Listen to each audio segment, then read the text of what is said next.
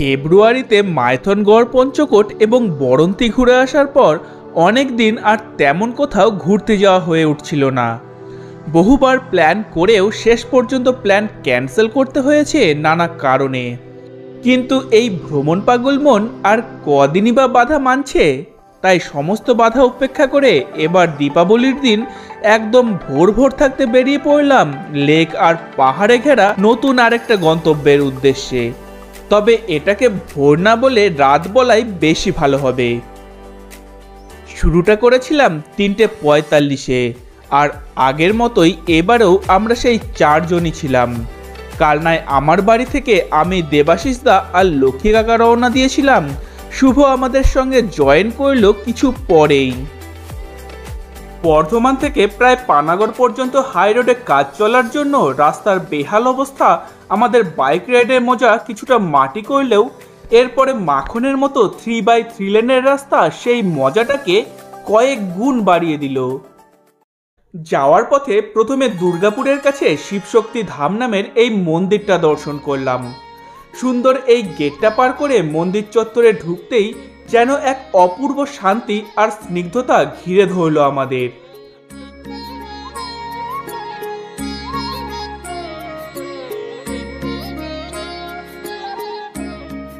মন্দিরটা ছোট হলেও এর স্থাপত্য কিন্তু অনন্য। মন্দিরের ভেতর এবং বাইরের কারুকার্যগুলো দেখলে সেখান থেকে চোখ ফেরানো দায়।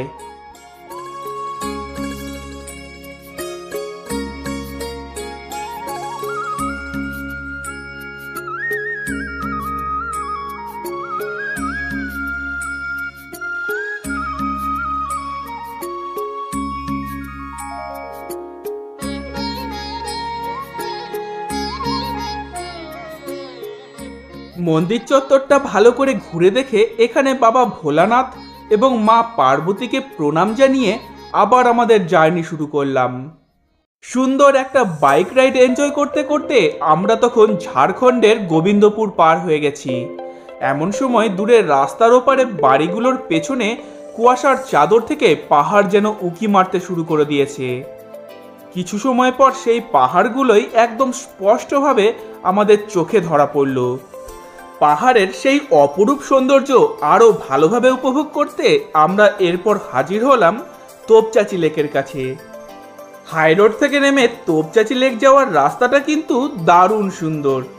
সম্পূর্ণ রাস্তাটা এইরকম গাছপালায় ঘেরা।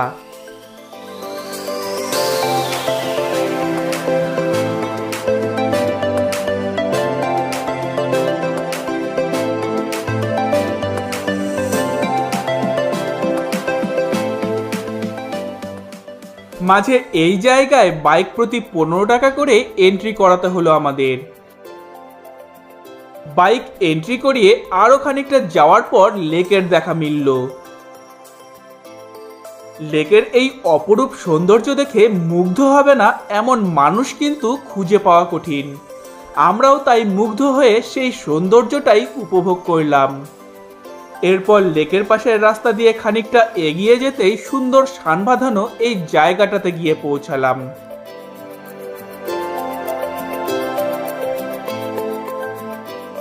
এখানে সিমেন্ট দিয়ে বাঁধিয়ে বসার জায়গা করা আছে। খুব সম্ভবত এটা পিকনিকের জন্য করা হয়েছে।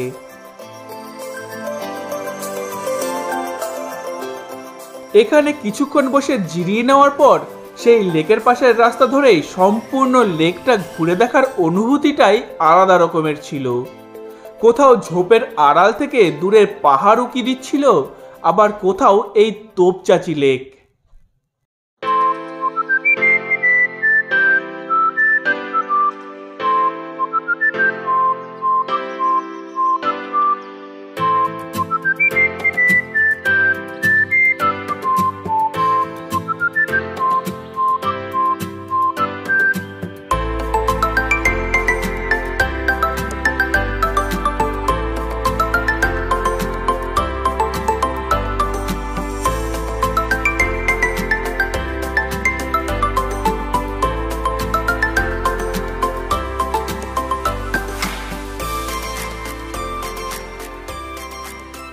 এখানে এসে জীবনের চলার পথে সুন্দর একটা স্মৃতি সঞ্চয় করে এগিয়ে চললাম সামনের দিকে। আর সঙ্গে ছিল ঝাড়খণ্ডের এইরকম সুন্দর রাস্তা এবং সবুজে ঘেরা মনোরম পরিবেশ।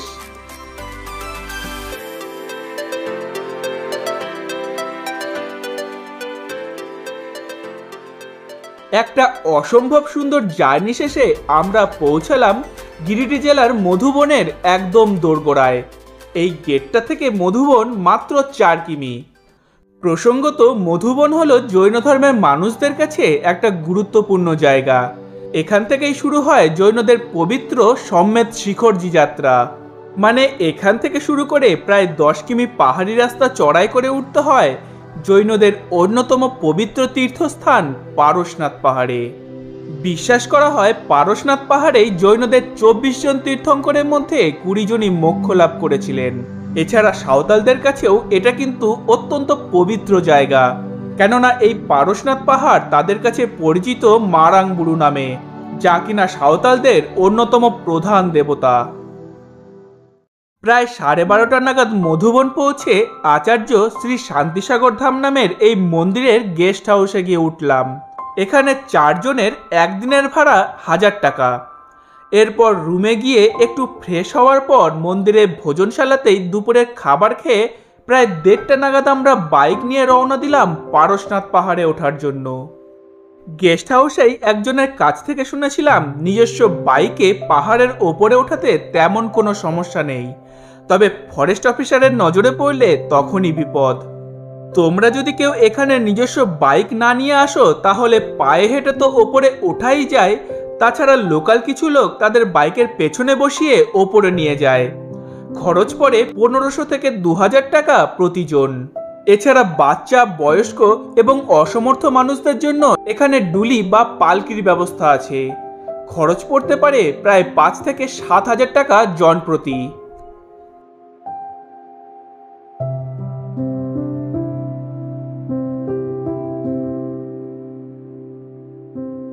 এই এন্ট্রি পয়েন্ট থেকে ওপরে পারশনাথ মন্দির 9.65 কিমি, জল মন্দির 10 কিমি এবং চন্দ্রপ্রভু মন্দির প্রায় 11 কিমি।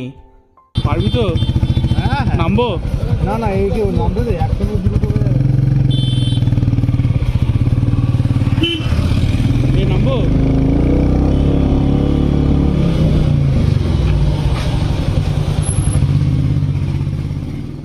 প্রথম থেকেই এইরকম সরু ঢালাই করা খাড়া রাস্তা দিয়ে বাইক নিয়ে উঠতে আমাদের একটু বেগ পেতে হয়েছিল। মাঝে মাঝেই আমাদের দাঁড়িয়ে পড়তে হচ্ছিল। কোনো সময় সামনে থেকে লোকজন কিংবা অন্য বাইক আসার কারণে, আবার কোনো সময় আমাদের এই রকম রাস্তায় বাইক চালানোর অভিজ্ঞতা না থাকার কারণে। পারবি তো?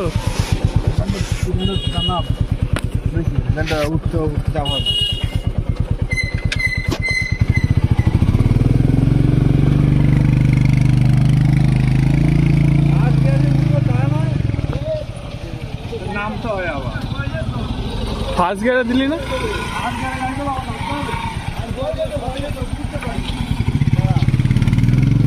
আর প্রথম চালাচ্ছে তো একটুখানি নার্ভাস হয়ে গেছে।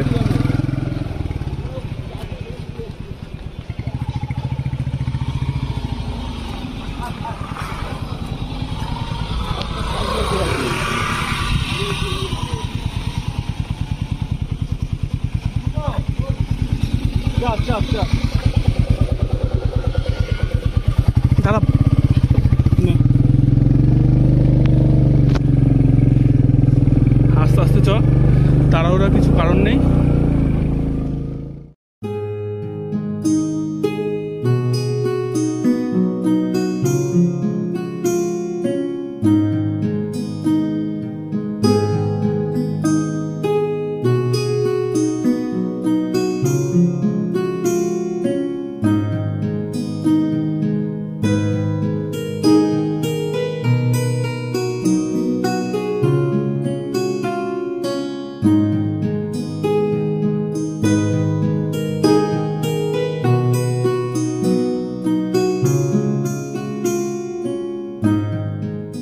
পাহাড়ে ওঠার সময় মাঝে এটা একটা এমন জায়গা যেখানে একগুচ্ছ মন্দির একসঙ্গে রয়েছে। জায়গাটা পরিচিত কালীকুণ্ড তীর্থধাম নামে। এখানে 24 জন জৈন তীর্থঙ্করের সবার একটা করে মন্দির রয়েছে।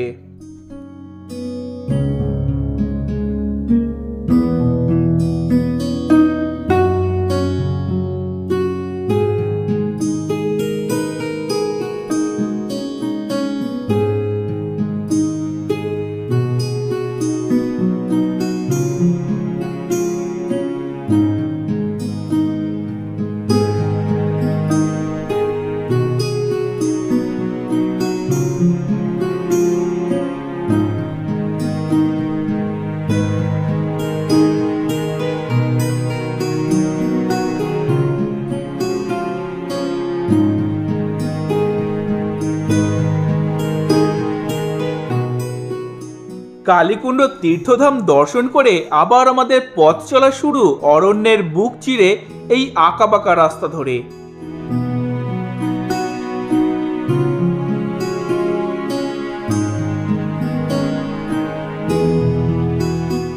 তবে কিছু দূর পর এই জায়গা থেকে ঢালাই রাস্তা ছেড়ে আমাদের কাঁচা রাস্তা দিয়ে যেতে হলো, কেননা অনেকের কাছে শুনেছিলাম এরপর নাকি বাকি প্রায় 5 কিমি ঢালাই রাস্তা জুড়ে কিছু পরপরই সিঁড়ি রয়েছে, যেখান দিয়ে বাইক নিয়ে যাওয়া প্রায় অসম্ভব ব্যাপার।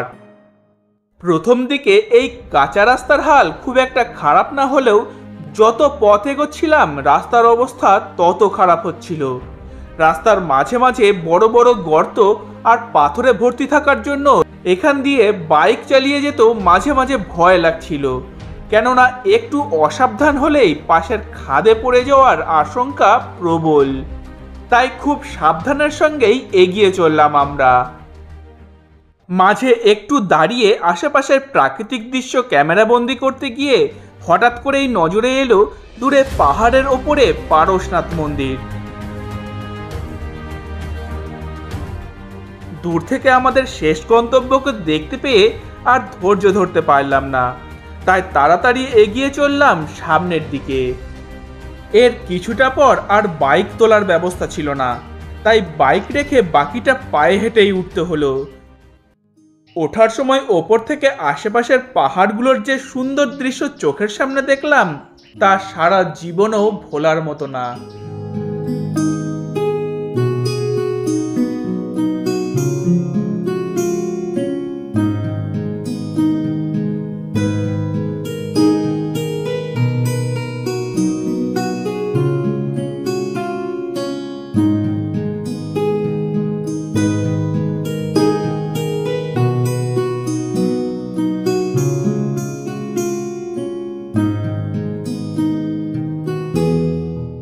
বাইক রাখার পর যে সামান্য রাস্তাটুকু আমরা হেঁটে উঠলাম তাতেই আমাদের দম শেষ হয়ে যাওয়ার জোগাড়। কিন্তু সামনে থেকে যে মানুষগুলো পায়ে হেঁটে নামছিল তাদের দেখে নিজের কষ্টগুলোকে ঢোক গিলে হজম করে নিতে বাধ্য হলাম। তবে যখন চোখের একদম সামনে পারশনাথ মন্দির দেখতে পেলাম তখন মনে হলো বাড়ি থেকে এত দূর কষ্ট করে আসা যেন সার্থক হলো। এরপর মন্দির চত্বর থেকেই ফটো সেশন চলল কিছু সময় ধরে। দু চোখ ভরে দেখলাম এই পাহাড়ি প্রকৃতিটাকে।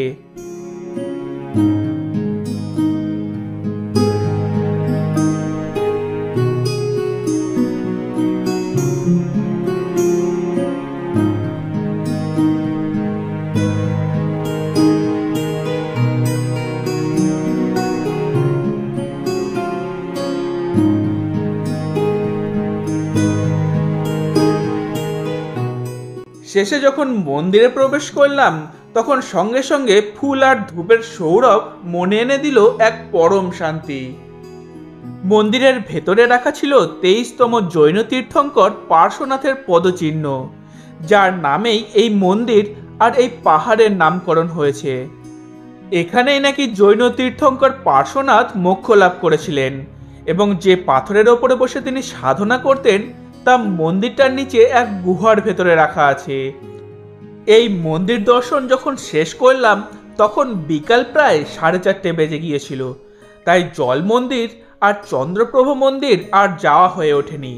তবে সত্যি বলতে এখান থেকে পায়ে হেঁটে ওই মন্দিরগুলো দর্শন করার মতো ক্ষমতা তখন আমাদের আর ছিল না। ফেরার সময় এক জায়গায় অস্ত যেতে চলা সূর্য আর পারশনাথ পাহাড়ের যুগলবন্দি দেখে থমকে গেলাম কিছুক্ষণের জন্য। অপূর্ব লাগছিল সেই দৃশ্যটা দেখতে। নিচে নামতে নামতে পাহাড়ি জঙ্গলে অন্ধকার নেমে এলো। একমাত্র আমরা চারজন দুটো বাইক নিয়ে এই গা ছমছমে জঙ্গলের অন্ধকার চিরে নেমে আসছিলাম। তখন মনের মধ্যে যে ভয় এবং রোমাঞ্চ মেশানো অনুভূতি জেগেছিল তা ভাষায় প্রকাশ করা খুবই কঠিন।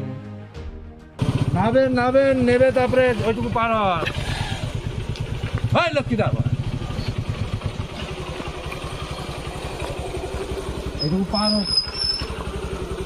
এটুকু পার হয়ে যায়। কি হলো? কাটি কাটি কাটি কাটি গাড়ির নিচে লাগলো নাকি? হ্যাঁ,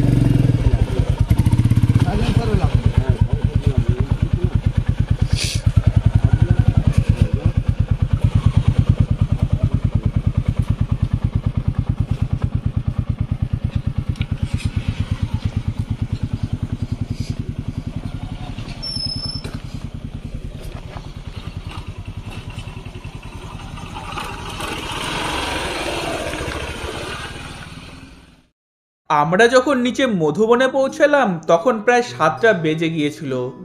রাতের মধুবনে সুন্দর আলোকসজ্জায় সজ্জিত অপরূপ কার্যকরা মন্দিরগুলো সত্যিই নজর কাড়ার মতো, তাই সেগুলো একটু না দেখলেই নয়।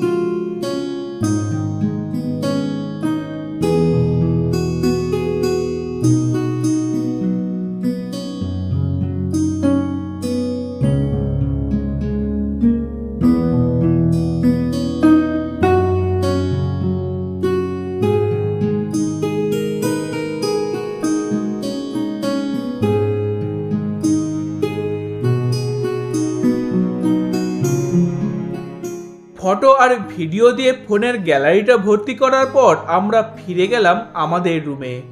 কিন্তু আমাদের এবারের ট্যুরটা শেষ করলাম পরের দিন সকালে আশেপাশের গুটিকয় মন্দির দর্শন করে।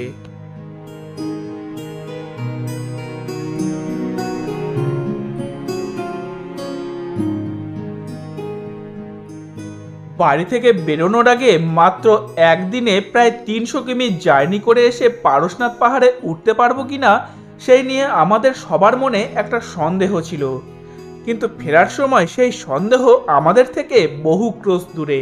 বরং আমাদের চোখে মুখে তখন ফুটে উঠেছিল আলাদা এক পরিতৃপ্তি, কেননা এটা আমাদের কাছে একটা অ্যাচিভমেন্টের থেকে কিছু কম ছিল না।